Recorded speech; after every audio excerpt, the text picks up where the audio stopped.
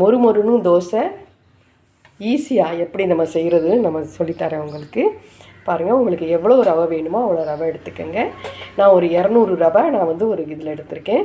இதை மிக்ஸி ஜாரில் சேர்த்துக்கோங்க. இந்த ரவைக்கு தேவையான அளவுக்கு உப்பு போட்டுக்கோங்க. இது கொஞ்சம் அரைகிற அளவுக்கு தண்ணி. இது ரொம்ப ஈஸி, சீக்கிரம் செஞ்சிடலாம். கடையில் வந்து இந்த மாதிரி தான் பண்ணுவாங்க. அதே மெத்தடில் நம்ம இப்போ பண்ணுவோம். இதை அரைச்சிட்டு வந்துடுறேன். இதை அரைச்சாச்சு. நெய்ஸ் அரைக்கணும். இதில் இது வந்து இன்னும் நம்ம வந்து இது அரைச்சதுனால கெட்டி ஆகும். இதில் நல்ல ஒரு தயிர், 1 டம்ளருக்கு மேலே தயிர் ஊற்றி இன்னும் கொஞ்சம் நல்லா அரைச்சிக்கோங்க. இதை தயிர் ஊற்றி அரைச்சதை நம்ம ஒரு பவுலில் மாற்றிக்கிடுவோம். 2வது ட்ரிப்பும் அரைச்சிட்டேன். இதுவும் இதில் ஊற்றிடுவோம். இது வந்து ஒரு 6 பேர் நல்ல தாராளமாக சாப்பிடலாம். இப்போ வந்து உப்பு, தயிர், ரவை அதுதான் போட்டு நம்ம அரைச்சிருக்கோம். இது அப்படியே வந்து இதில் வந்து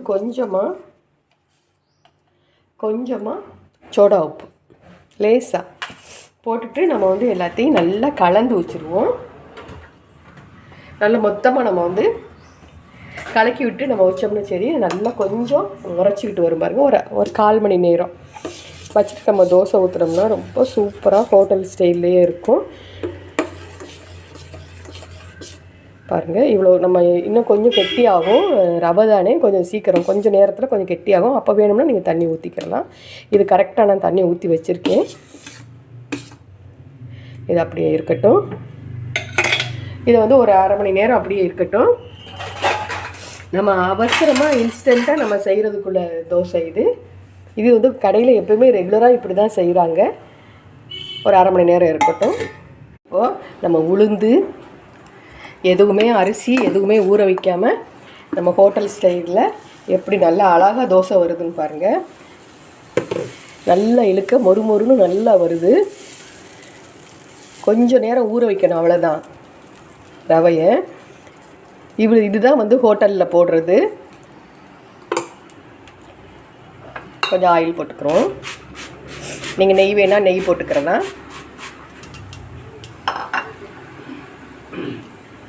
பாருங்கள், நம்ம அரிசி ஊற வைக்கலை, உளுந்து போடலை. அப்படி நல்ல மொறு மொறுங்கிற தோசை இன்னும் கூட தண்ணியாக வச்சு ஊற்றுனா இன்னும் நல்லா மெல்லிசாக வரும். பாருங்கள் எவ்வளோ நல்லா வருதுன்னு பாருங்கள், மொறு மொறுன்னு.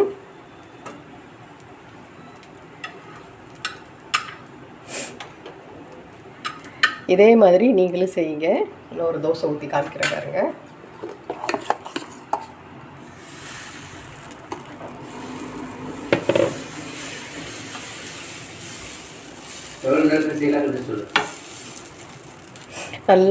நல்லா இழுத்து விட்டுக்க வேண்டியதுதான்.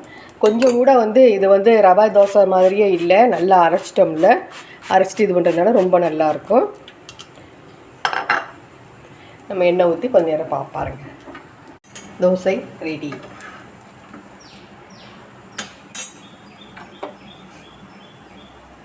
ஈஸியாக நம்ம அரிசி உளுந்து எதுவும் ஊற வைக்காமல் ரவையை மட்டும் அரைச்சி தயிர் ஊற்றி உப்பு போட்டு கொஞ்சம் பேக்கிங் சோடா மட்டும் போட்டு நம்ம வந்து இந்த தோசை பண்ணியிருக்கோம். பாருங்கள், கடையில் உள்ள ஸ்டைல்லையும் நம்ம பண்ணியாச்சு. இட்லி பொடியும் தேங்காய் சட்னியும் வச்சு சாப்பிட்டு பாருங்கள், ரொம்ப சூப்பராக இருக்கும். சப்ஸ்கிரைப் பண்ணுங்கள், லைக் பண்ணுங்கள், கமெண்ட் கொடுங்க. தேங்க்யூ, பாய்.